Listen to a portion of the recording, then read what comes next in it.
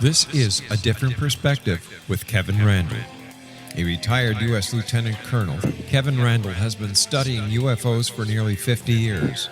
Kevin has investigated some of the most famous UFO cases in the world and has been consulted for dozens of documentaries about UFOs. Considered one of the leading experts into the Roswell UFO crash of 1947, Kevin has written more than 25 books about UFOs, including the recently published Roswell in the 21st Century. Now, here is the host of A Different Perspective, Kevin Randle.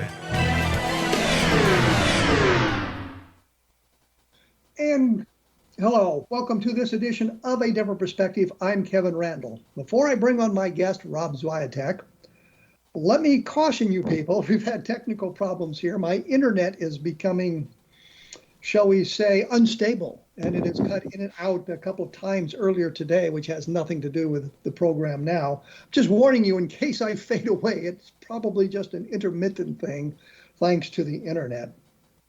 I'm going to be joined here with Rob Swiatek. We, of course, are doing social distancing because he does not live in Iowa, nor do I live in Virginia. But we're doing our thing anyway.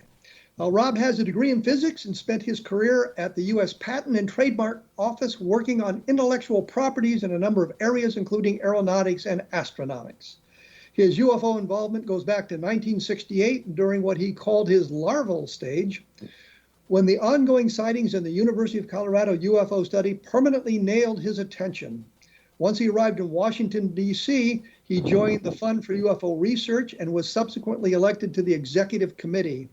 Around 2006, as the fund wound down due to the rise of the internet and many other factors, he was asked to join MUFON's board of directors, and he continues to serve there today. He wanted to note that although the fund still exists, it is largely dormant. Rob Swiatek, welcome to this edition of A Different Perspective. Hi, Kevin. Thanks for having me on today. It's always a pleasure. Is there something in the introduction there that you'd like to add? Because I know that's kind of an older one. Well, yeah, I'm well past my larval stage now, and but no, otherwise everything is more or less. You can always shorten it to just say Rob Swiatek with the on the board of the MUFON, and he's been interested in UFOs a long time, and that should suffice. I'm not too critical about that, or too picky about that. Let's put it that way. You haven't published a bunch of books and magazine articles you want to promote here. Well, I did. That's curious you mentioned that, because I have co-authored, I guess might be a good word, a volume on the 50 years of MUFON, and that came out a couple of years ago. I worked with a fellow named Roger Marsh on that, who used to be our editor, journal editor. And so, yeah, I do have, in a way, a stake in a book. So I guess it can be purchased on Amazon. Well, that's a ringing endorsement. Well, maybe you can get it. We don't know. It's a good book. All sales go to MUFON, so they don't keep me apprised of, we sold, 5 million last month or something like that. It's the kind of thing that I don't hear anything about, to be frank with you. Oh, well, as a writer of books, I do look at those figures once in a while to see how things are going. I think the way to start this off is there's been some, I guess, controversy about MUFON in the last couple of years, and we don't need to go into that. I was wondering how MUFON is faring in the world today. Well, it seems to be faring fairly well. Kevin, thanks for asking there. Better than it was a year ago when you and I had our interview right around the start of the troubles. And since then, it's gone smoothly. We have Dave McDonald taking over as director, and we've moved the headquarters from Irvine, California to Cincinnati. Took a little while, but all the stuff got there literally maybe 3 or 4 days ago. It took a month or so to arrive, but they're setting up the office there, and we have a symposium coming up next month, and cases keep flowing in. So, and Dave cut back on a lot of the extraneous expenses that had been associated with the other headquarters. So financially, we're doing a little bit better. So there's not too much to complain about from an organizational point of view. Well, isn't it a major task to move the headquarters from California to Ohio? Oh, it's a huge thing. And they stacked all the stuff into a truck. And as I understand, despite like 250 boxes of stuff or more, it only filled up like half of the truck or 1/3 of the truck. Then the truck took a month to get from Irvine or California to Cincinnati because it has to make other stops to fill up the other 2/3. Anyhow, we were thinking we weren't going to see those the contents of the office here till Dave told me maybe 4 days ago that it finally arrived. So yeah, it's a huge undertaking. Let's put it that way. Well, were the files and all of the research materials located in Irvine as well, and that's all been transferred to Cincinnati? Yeah, most of them were, Kevin. They were in Irvine, but as I understand, there's a certain remnant amount that always remained in Cincinnati, and I'm not sure what those constitute. They were in a hangar there. That was the basis for the Hangar 1 show, but they're in a hangar there at Lunken Airfield, and maybe it's old records from the early days of Walt Andrus. I don't know, but the brunt of them was in California, in Irvine. And these are kind of questions that have interest me, and I'm not sure how excited the audience is going to be to this, but for me it's interesting. Is the format of the journal going to change now? No, the format of the journal won't. I mean, it may change a little bit over time, but we have made no real changes to it since Roger Marsh left as editor in 2019, right about this time in 2019. And a woman named Barbara Sobrani took over, who is the daughter of John Schuessler. And she always did the symposium proceedings every year. In fact, she's working on them right now. So she stepped in as editor, and she made some changes as she saw fit from her point of view back in late 2019. And so the concept of the magazine has sort of remained the same for the last 2 years. What I was saying is, Rob, yeah. The journal had struck me as somewhat commercial, little snippets of sightings and things like that, and it didn't have the kind of content that it had in earlier years. And I wondered if it had gone back to a little bit more in-depth reporting on UFO sightings than it had been doing recently. No, it hasn't, Kevin. That part has stayed relatively the same. There are short, as you put it, snippets, encapsulations maybe of sightings, but there aren't many. And it tends to be a different journal than it was back in 1985 or 1980. And even all you have to do is look back at the earlier ones, and you can see they were much more content rich in the early 80s. And it's somewhere along the line in the early years of this century, one of the editors made a decision to just make more space in the journal, cover things more lightly, not have a page of remarks by the executive director, or 2 pages of remarks by the executive director, but just to have several paragraphs. And that's just how it stayed. I don't know what to say there. I'm not in charge of journal stuff, but I would perhaps do things differently if it were under my control. But nonetheless, what can I tell you? That's how it is. I look at the journal as I'm doing my research. I have the journal up through 2018, I think, on the computer. I've got the APRO bulletins. I have IUR. Yeah, so do I. Mm-hmm. All of these research materials on the computer, which, when you think about it, is quite stunning. To have that. Yeah, you got that right. I can carry it around in my pocket on a 1 terabyte external hard drive as well. But I mean, it's a wonderful research tool. And I noticed as I do my research that you can go back into some of the older journals and get a great deal of in-depth information about a case and where to go and where to learn more about it. And when we get in today's environment, we don't have that kind of in-depth coverage, which I think might be a bit of a disservice to the UFO crowd. I would think that the people who subscribe to the journal would be more interested in the in-depth look at UFO sightings, as just a personal opinion. Yeah, well, that's an interesting observation, and I can't find fault with anything you really said there. I personally would just like sightings, but back in those days, they had a lot of regular contributors to the journal who were not necessarily on the staff of the journal. People like Bud Hopkins or Richard Hall or Len Stringfield, and they would just submit articles, and more or less on a continuing basis, in-depth articles. We have had articles come in from Europe and on again an in-depth look at a case. But for whatever reason, the decision was made to just make it a little bit lighter. Possibly they felt they didn't want to just make it too UFO rich for people like you and me, who would like in-depth reporting on cases, but they wanted it to appeal to people, maybe younger people who were just coming in and didn't want to get involved all in cases. What happened in South Africa, 3 pages of a case. I would like that, but that's just.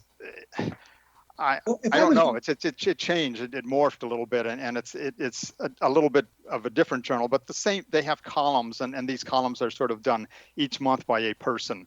We have a column called Think Tank, and then we have something that usually appears on the electronic journal by Fran Ridge on his MADAR system, and we have the cases of interest. The same columns sort of are done each month, and they have been found to fill up the 24 pages of the journal.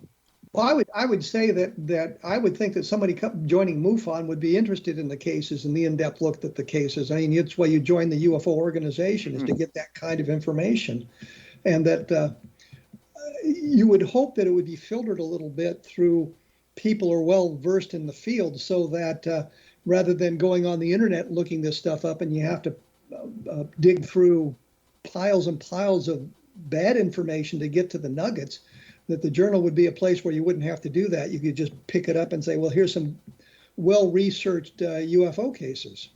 Yeah, well, again, that would be a wonderful thing. And I would suggest putting the ball in your court here that, and I'm serious here, I'm not trying to be flippant or anything, that you do write a letter to the editor saying basically what you just said. And maybe that needs to be said by someone in the world outside of the community of MUFON, that, hey, we're our in-depth reporting on maybe one case at a time or something like that. And we do get some scientific technical articles written by John Struessler that give overviews of cases. And we have, again, overviews of abduction reports. But I think what you said should be, or could be, something that would make a good letter to the editor, and maybe it would make some change or have an effect. Well, I appreciate you. I'll certainly repeat this conversation to people. I'm not saying that I'm not going to say anything, but I will mention that. Well, it was just my thought, and I know that one of the executive directors was moving toward a more inclusive attitude toward it, and trying to embrace a lot of what I would think of as more new age than it is really UFO-oriented materials, to kind of broaden the base of MUFON. I think Walt Andrus actually said at one point he wanted to embrace the new age a little bit more, to bring in people.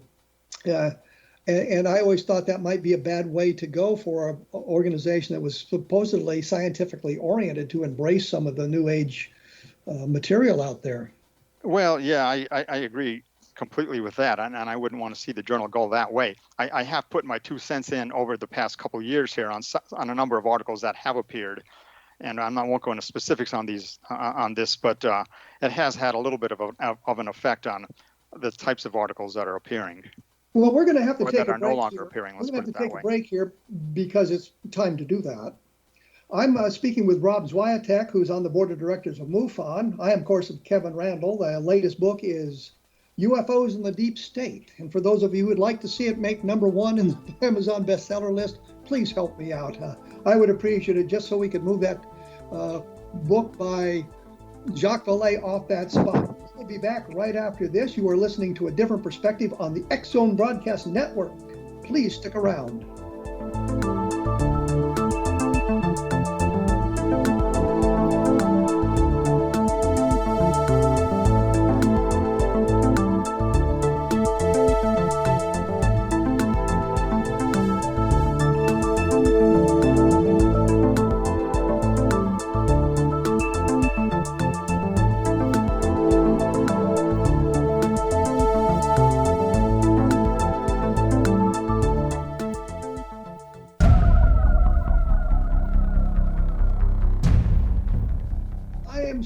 With Rob Swiatek, we're talking basically MUFON at the moment. We were kind of hammering the journal a little bit. It is a good research tool for those of you who have access to a complete run of the MUFON journals. I've used it quite a bit from its early inception as Skylook to the point where it's now a much more glossy magazine type thing, more of a people magazine orientation than it had been a scientific orientation in the past. I think it's time to move on from that. So what I'm going to say, Rob, and thank you for joining me once again. My pleasure. The sightings. What kind of sightings are coming in now? I mean, we used to have lots of subsets like electromagnetic effects and crop circles and abductions and landing traces and cattle mutilations. Is there a trend that you see now in the UFO field, or is it just the same sort of scattergun effect? I'd say the latter. Hey, Kevin, one more comment on the closing before I quite close out the journal thing. I thought a little bit during the commercial break, and it's part of it too probably has to do with the internet and the wide availability of access to sightings and other data on the internet that has compelled the change in format not only of the MUFON journal but the other MUFON other UFO publications as well. Some of them haven't even really survived the coming of the internet in the beginning of this century. And like IUR, for example, I thought was a fantastic publication, no longer out there. But that's all I have to say on that. Well, I'm sure the internet has something to do with all this, but and I would say certainly it does. But I think my point was simply this: to get to the good information, you have to wade through a lot of crap on the internet. Mm-hmm. Mm-hmm. Well, yeah, it's true. And I think if you had a more centralized location to go, I think that would draw people in because they don't have to wade through all that and say, well, is this true? What is this guy saying? Is it false? Has any of this stuff been vetted? I mean, on the internet, there used to be a commercial on TV that just cracked me up where the woman was going to be dating a French model and the guy shows up and he's a real dweeb. And she said, well, you can't put anything on the internet that's not true. And you can put everything. Well, no, you can't put anything on the internet that the big tech doesn't like, I guess, anymore. Yeah, that's probably a better way of putting it. Yeah, there we go. So anyway, let's moving back to sighting reports. What's the trend in the sightings? Where are we going on that? Yeah, let me give you a couple dry numbers here to begin with, but just to show you that what we're talking about here in terms of total number of sightings, and then I can get into a couple cases just to. There's a couple of interesting ones I found. But anyhow, I'll just start with 2018, for example, as to get the trend here of the last 3 years.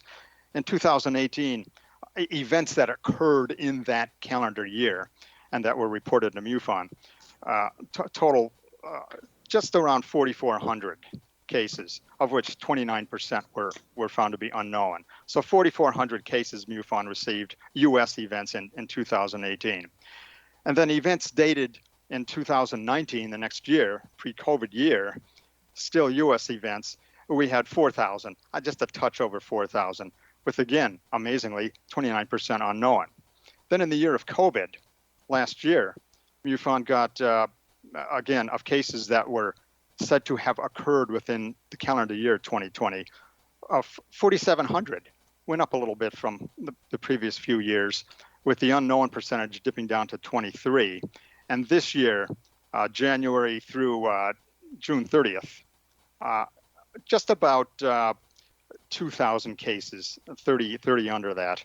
So we might have 4,000 this year, but we have 2,000 as of the end of June, with a 19% unknown rate. So that's how cases stand there. With respect to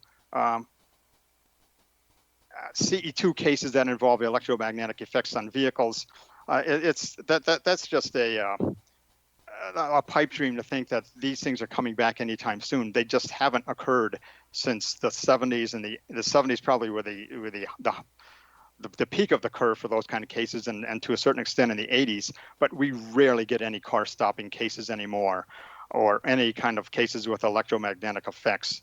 Well, you mentioned entity sightings, as they call them. Practically none. You mentioned Fran Ridge and his MADAR.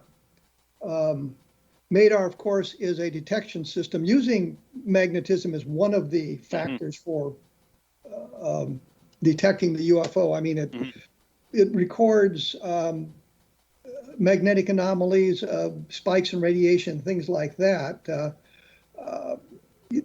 Are you getting cases that come from the MADAR detection? Yeah, and that was one of the cases I was going to, and in fact, that was going to be the first case I spoke about. And if you want to go into that, I certainly can, because I knew you liked we all like these kind of cases, and I knew you wanted to speak about that a little bit. But yes, we did get one. They're rare as hen's teeth. But here's, Fran's devices go off all the time, all over the country. And he's got like 120 or so in the field now, and about 120 operating. And I have one of them, for example. But basically what happens is one gets an alert, either from an alarm going off, or you get a notice on email that your MADAR device, as we call them, has been triggered. Usually that involves the magnetic field changing, or the compass direction, something changing a compass inside MADAR. And newer MADAR units have even a barometric pressure gauge.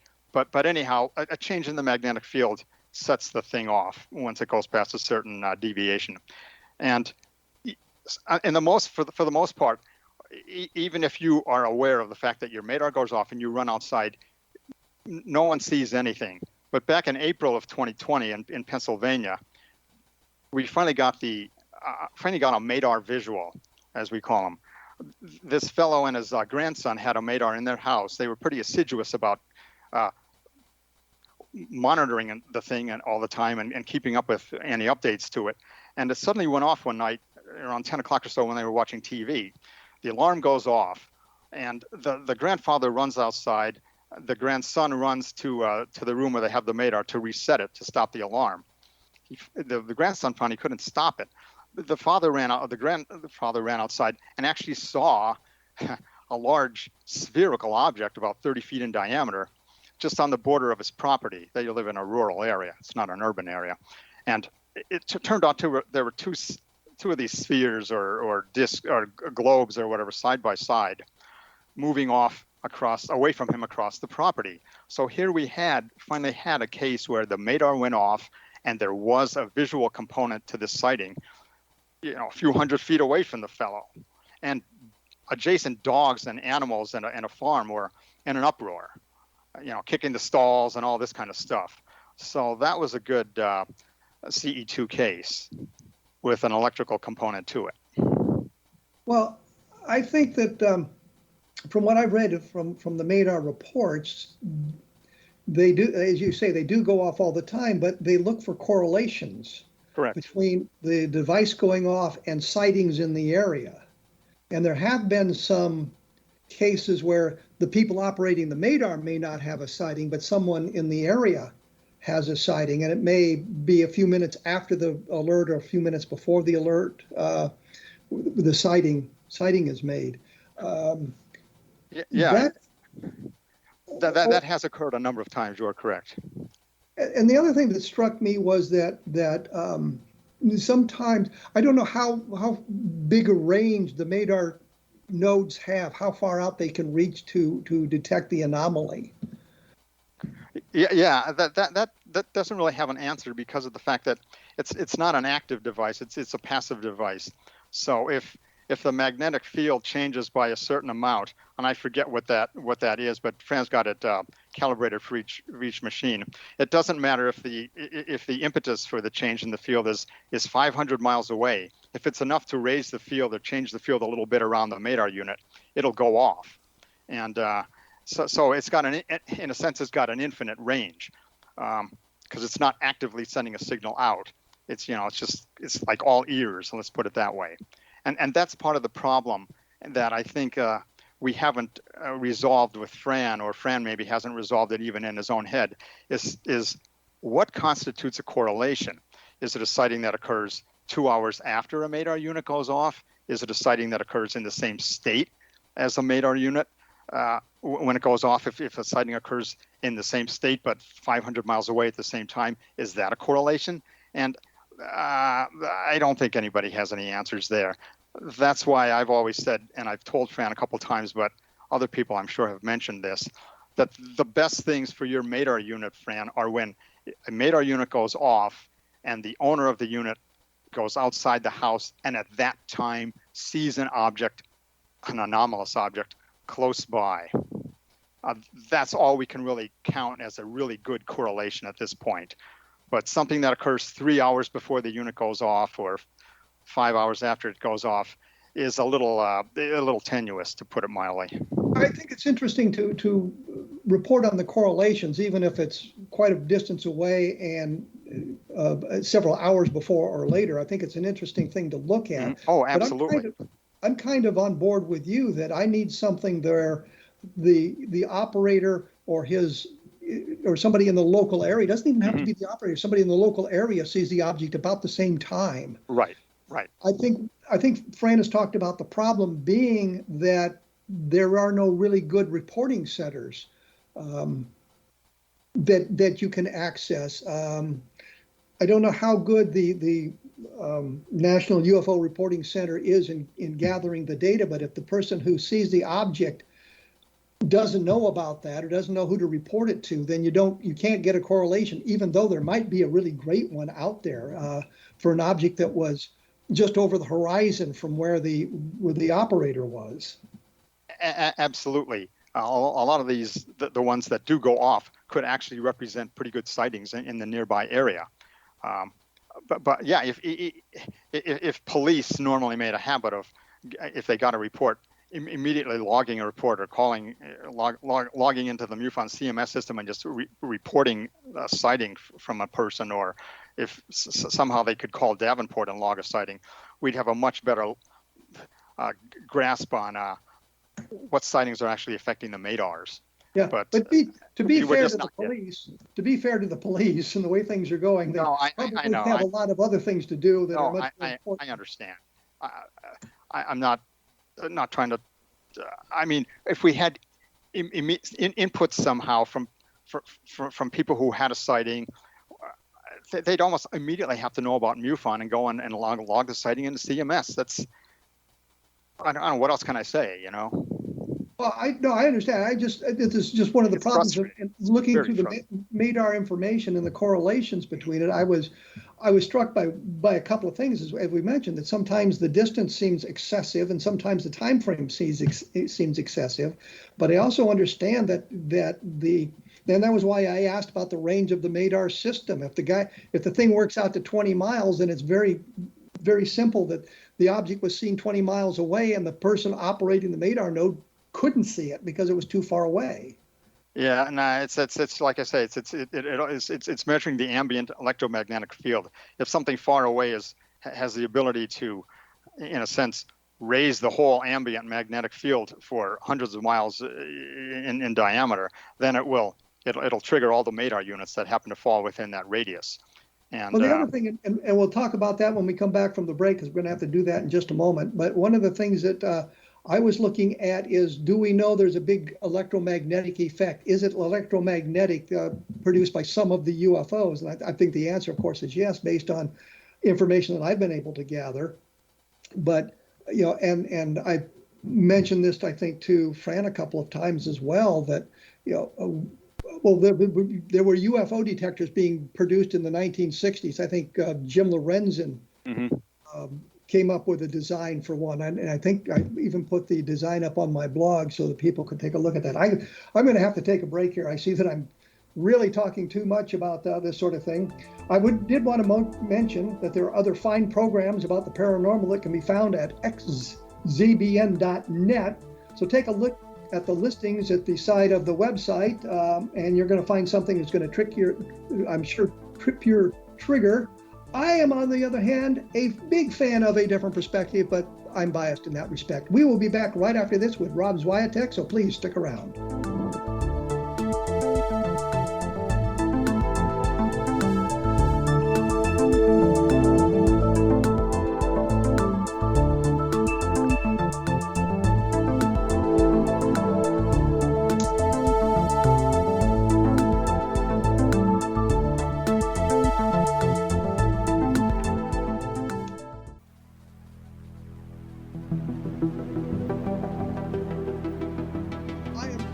Rob Swiatek. We're talking UFOs. We were talking MADAR, which is a detection system for people to see UFOs.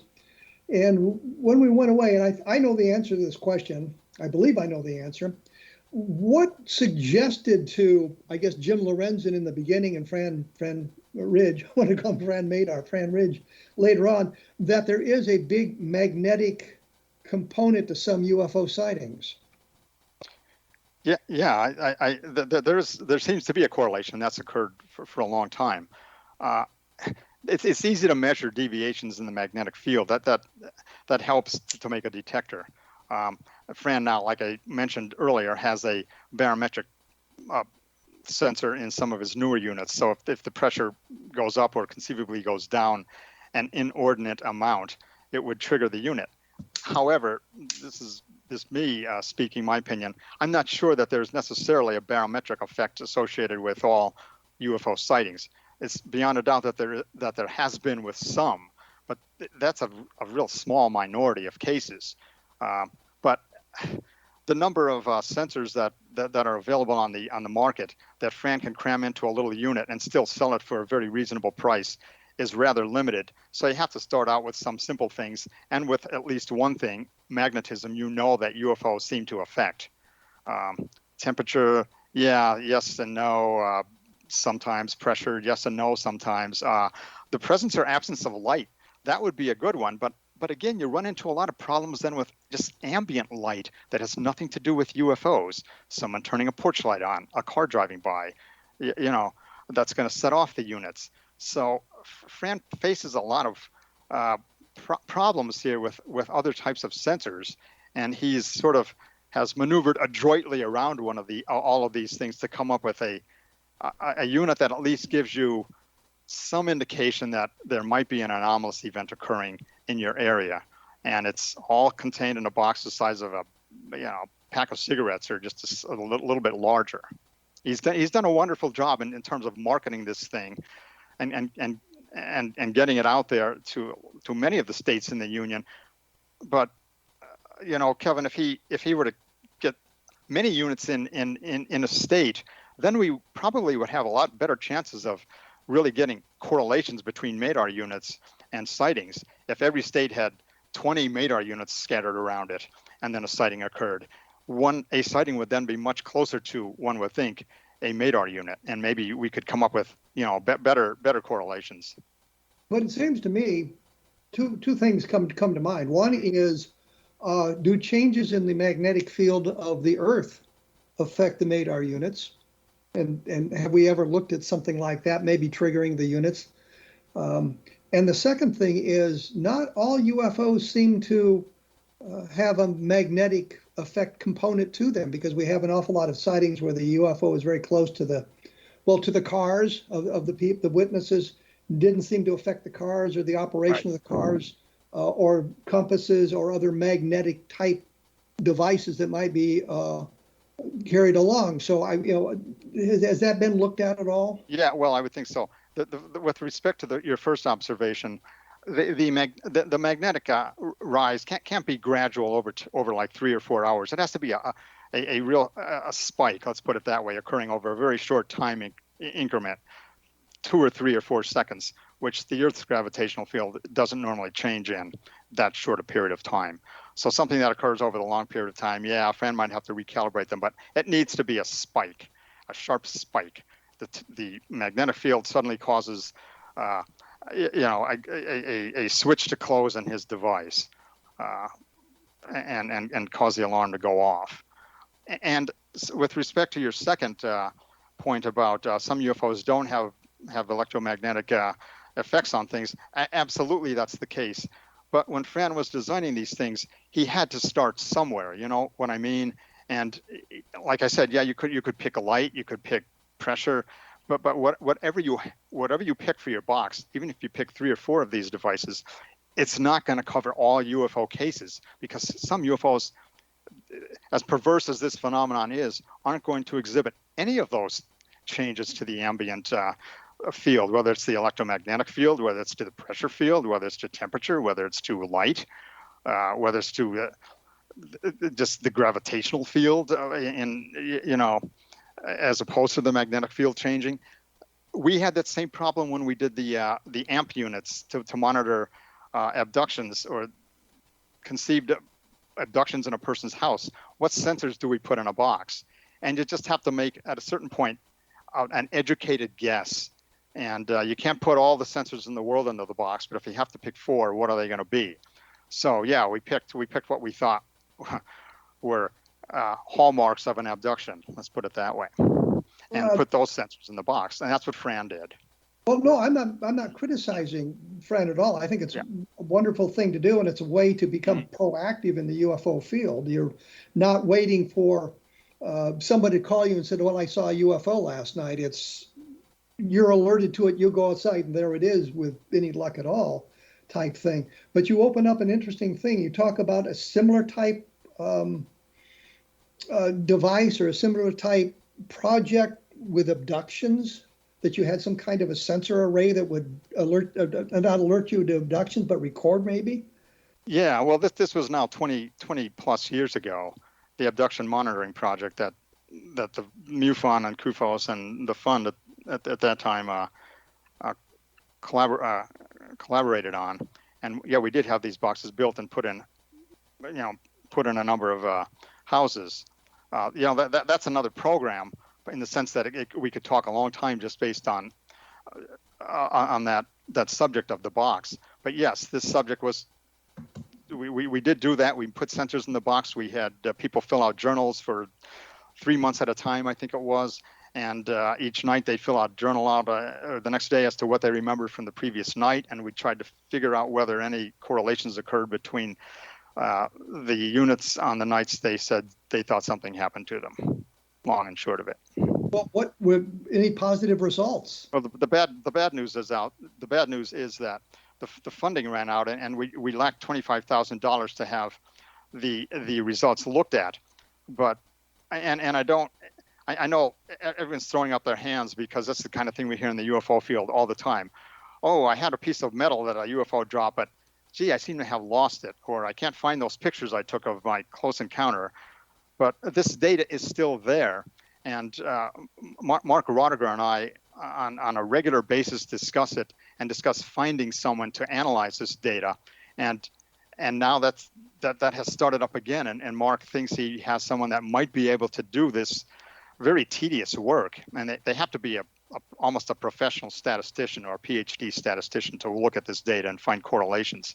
But we're still holding out hope that this is going to occur. But looking at it just as an overall picture, a ballpark type thing, as any positive results? Yeah, there were a couple. There were some, Kevin. And the one that I'm thinking of occurred on a sort of a shakedown test of one of the boxes before the program had actually started. We just had a couple test boxes out there, and my recollection of it is the woman saw an anomalous light outside her window at night, traveling horizontally left to right, whatever. And but it was not an ordinary light that she was used to seeing, and it did indeed leave an effect on the box. I can't remember. Was it in the G field? Was it in the electromagnetic field? Was it in the visual light field? Probably the latter, but I'm not 100% sure. But yeah, we had a couple of correlations that could be eyeballed without having to spend 5 hours on the case. Was this woman, was she an abductee? Yes, she was. All the people we chose for to host the boxes were abductees to the best of our knowledge. They were interviewed extensively by myself and Mark and maybe a few other people to make sure that they met the definition, quote unquote, of being an experiencer or an abductee. And so we had 13 boxes, I think it was, and we had maybe 6 boxes. Then we had 13 to 15 abductees that hosted these boxes for varying amounts of time. Well, what about a control group? We thought of that, but no, we did not have controls at this point in the. We just put it in the houses of people that we felt were abductees. The control groups crossed obviously came to mind at the time, but we just couldn't do everything. We had a limited budget, and we paid the person involved. We paid a full-time person to monitor these boxes. That was Tom Dooley, and but we stuck with abductees to begin with, but a control group is something that you would obviously do in any Well, I was going to further say, project. I would think that if there's no control group, that the results would be skewed at that point. You cannot make any positive deductions from that data if you don't have some kind of control group to see if there's something else going on. Well, you can to a certain extent, because first of all, we were looking for a wow signal, and not some subtle background change. But what we did do, and this isn't a control group, but in every house in which one of these units was located, we would have the abductee turn on all the electrical devices in the house, and while the unit was on, while the box was going. This took a couple hours, and I participated in a couple of those with abductees in our area here. So if the person had a light on over their bed, if they suddenly decided to switch it on in the night to read, it's not going to, we will recognize the signature that light makes on the box. What effect does it produce on the box? What effect does it produce when they turn the TV on? If somebody goes with the sweeper, this type of thing, everything we could think of to rule out just being fooled by some ordinary household event, the garage door going up, the microwave going on, that would fool us. We knew the signatures of all those things ahead of time for that particular house, so we could rule out an awful lot of anomalies that might occur on any given night. But what I'm thinking about is more of a psychological event that may be witnessed, experienced by someone who's not an abductee. And what springs to mind immediately, and I hesitate to bring it up in this context because everybody in the world will send me nasty letters about it, but sleep paralysis would be something that might give you a false positive. Well, we didn't have, if it affected the temperature in the room, if it affected the light level in the room, if it affected the G field in the room, or I don't know, the electromagnetic thing, we think we had an electromagnetic thing just like Fran did. If sleep paralysis affected any one of those things, you are correct. I'm not aware that it does, but we did not have physiological sensors, telemetric sensors on the person while they were sleeping. That we did not do. Well, we didn't have a camera. We didn't have a camera in the room either. We just could record the light level in the room, but we couldn't record conversation, but we could record the absence or presence of sound. Yeah. Well, what I'm thinking about, though, is the person keeps a journal. Did anything anomalous happen to you during the night? And he or she writes down this anomaly that they experienced. And I'm merely suggesting that sleep paralysis could be such an anomaly. Right. It doesn't and do the. Well, absolutely right. But yeah. In that case, when the investigator goes on, they might say, well, she recorded a strange event. It absolutely had no effect on the box, or we didn't see any electromagnetic signatures of anything on the box. So yeah, one of the explanations is that nothing happened, or sleep paralysis happened, but not an actual, quote, abduction, unquote, such as we might understand them. But we don't know if there is any kind of outside influence in the room when the abduction takes place that would record it on the box. I'm going to hold that until next segment simply because I'm running up against the break here. So we'll be talking about this abduction problem in just a moment.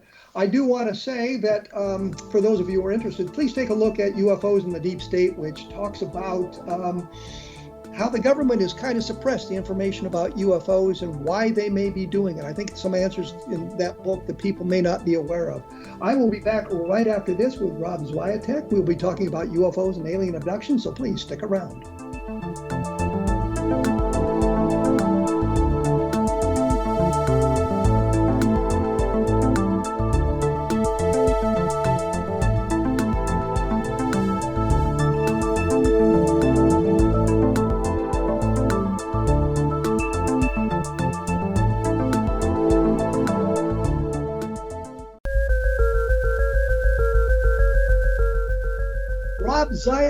Swiatek, sorry, Rob, didn't mean to mispronounce your name, is the guest here on A Different Perspective. We were talking about alien abductions, and I kind of botched the question, and I will rephrase it here in this segment about abductions and the possibility of detecting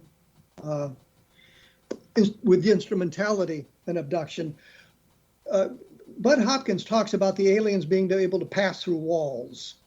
I use a door to do it, but they can apparently come through the walls. And that strikes me that they may be able to control the environment, which would keep them from leaving any sort of physical trace of their being there.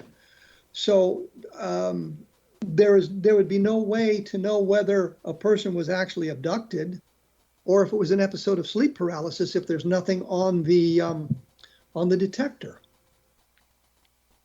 Well, yeah, of course.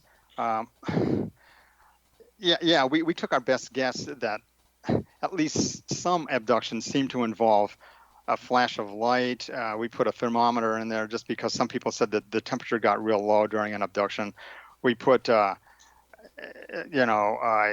electromagnetic detector in there to see if the magnetic field changed, because again, that was sometimes, as we spoke about earlier, correlated with UFO sightings. So we made a best guess on what types of ambient features of our surroundings an alien abduction might affect. But you're right, if they don't affect any of those, then sure, all the abductions, there could be a million abductions and we'll never pick up the trace of any of them. If they can just leave a little seam, reach through and pull you out and close the seam up and then put you back and open the seam and close it again, nothing ever shows up, sure. Well, John Carpenter talked about video cameras monitoring the abductees at one point. I mean, that was a different project than you were involved with, but it seemed that he never came up with any evidence that something always went wrong. Is that a correct assessment? Well, that's as I recall it. I don't know if I associated the name John Carpenter with that viewpoint, but I've heard, I think it was Dave Jacobs also mentioned that he tried several experiments. Some of his abductees or experiencers tried that experiment with cameras, back in the 90s or whatever, and somehow the cameras were mysteriously broken, or the person would turn it off in the night. This was something that we did, again, devote some time to discussion while we were designing the box. And you run into just a lot of moral and ethical problems with putting a camera in the room, which could have been done. I understand that completely. So, but nonetheless, we didn't do that. But that still remains to be done. I mean, that still remains to be done. I don't think we have any closure on that, because putting a camera in the room has been tried so few amount of times that it's not enough to make any to get any results from to make some judgments on. But I think the point, you could have it outside the house. There's a number of things you could do. Yeah, I was going to say, it doesn't necessarily have to be in the bedroom. It could be in other areas of the house or in the neighbor's house or something like that. Yeah, and then the complexity of the project, at least at that time, picks up enormously then. You have to get another house involved. If it's mounted on a pole, someone has to get permission to put it there and check up on it every day. And back in 1995 or 2000, we didn't have the Wi-Fi stuff and Bluetooth and all this kind of thing. So any kind of a camera would almost have had to have a cassette in it, or at the very least, conceivably an early flash drive. But someone would have to go up and replace that drive every couple of days or however often they thought they got results. And the complexities increased logarithmically. Well, I was going to say, and in all fairness, I think we have to look at that a lot of these projects are self-funded. We don't have the government pot to draw on that seems to have endless funds to follow up on all of these sorts of things. So I understand the problems, the logistical problems with doing some of this, but I'm also a little bit concerned that some of these things have been tried for literally decades and with very little results. But I will say one thing. Back in the 1950s, late 1940s, let's say 1950s, Ed Ruppelt was talking about the green fireballs over New Mexico, and they wanted to put cameras up. And he said that they only were able to afford one camera to put it, and every time there was a sighting, they would move the camera, which is, of course, the dumb thing to do. But he said, we never had any results. But if you go and you read his book carefully, apparently they did get a picture once. And I've never been able to find that picture. Yeah, I don't know if that's out there. Bruce Maccabee has written at length, I think, on that very episode you're talking about in one of his books, where the information acquired from at least one event was quite interesting, that the object was at 100,000 feet or something like that. But yeah, it's been a while since I read that particular portion in Bruce's book, but it's probably worth checking on to find out for sure. They also talked about the same thing, putting diffraction grading cameras, at least in airplanes, during the 52 overflights over Washington. That was one of the things that came out, I think, during the famous Sanford press conference there at the end of July, where they said, "Oh, we're coming up with putting these cameras on, and they're going to be fairly inexpensive, and each one will be $200, kind of expensive for that time." But nothing ever came of that, to my knowledge. Or if it came to it, we don't know about it. Or if it did, yeah, we don't know. But yeah, they didn't have to mention it at the press conference, but they did. So once you bring it up, you should be prepared to then get questions asking what are the results. Well, but you also have to remember you've got an awful lot of people suppressing the information, and the reporters being too sophisticated to believe in flying saucers, so they sometimes don't ask the follow-up questions you'd expect them to answer, especially in that time frame. Not quite so much today. So the real point is some experimentation was attempted to gather data from abductees, experiencers, but a lack of funding, I guess, has caused its failure. That's a good way of putting it. Yeah, follow on funding. That's correct. Because from what you said, it just didn't seem like it was. They did enough of it to make it worthwhile. But you guys did enough of it. We knew that the sample size should be considerably larger. But remember, Kevin, one person was being paid, Tom Dooley, who did this on a full-time basis. The rest of us were all volunteers with our jobs, and then there was a limited amount of money. So we did the best we could with the amount we had. I've had any number of conversations about this with skeptics in the community, or the skeptical community is what I was going to say, but before I got tongue-tagged there. Mm-hmm. The point simply is, if we had the resources, then these things would have been fully funded, and we might have gotten some sort of results, or we may have not gotten any results at all, which would suggest that there's maybe something else going on than aliens abducting people or whatever. Right. But it may have given us some scientific knowledge that we didn't have about unusual phenomenon. Well, that's a good way of putting it. All of us none of us were open. We were all open-minded in the sense of maybe something will occur, maybe it won't. But this is an attempt to find out if anything's occurring. How long did the project last? The project lasted, well, the actual part with the units being in people's homes probably lasted about a year or so. But just getting the funding together and we had to meet with the designer of the box. We had to have a circuit boards designed and everything like this for the box. So the whole thing probably went 3 to 4 years. From having nothing to having had the box in 13 homes, this type thing, around 2001 or 2000, I think is when it ended. So at this point, we're doing nothing more with the abduction project then? Well, recently there has been, Mark is maybe, and I might be mischaracterizing this, but I think he has found someone who is willing to look at the rather gargantuan amount of data that this thing took in, because each box recorded 24 hours a day, 7 days a week. We didn't turn them off. And so there's an enormous amount to look at, and terabytes probably. And someone has been found, I think, who is willing to give a stab at this. This will be about maybe the third person or so that said they want to do that. And the previous ones backed out because the project is huge. But, hope springs eternal. And this time seems pretty good. So we may yet get an analysis of this data. I'm hoping we do. But the point is we're not gathering data anymore. Oh, no. The data gathering stopped 20 years ago. Okay, and then I think this is going to have to be the final question that we ask about this. The abduction phenomenon used to be very prevalent in the UFO community. It seems to have been reduced somewhat. Is it as active as it used to be, or is my analysis correct? We're not having as many reports of abduction. I don't know, Kevin, because this is something that you and I would like to have a conversation with you just about this subject. But I'm really annoyed because the people who are doing abduction research don't seem to write too many articles on recent stuff, what numbers they have, what types of events they're recording, what the features are of the abductions. So no, I've seen a couple abduction articles come out in recently printed things, and I did not learn one thing I didn't know back in 2000.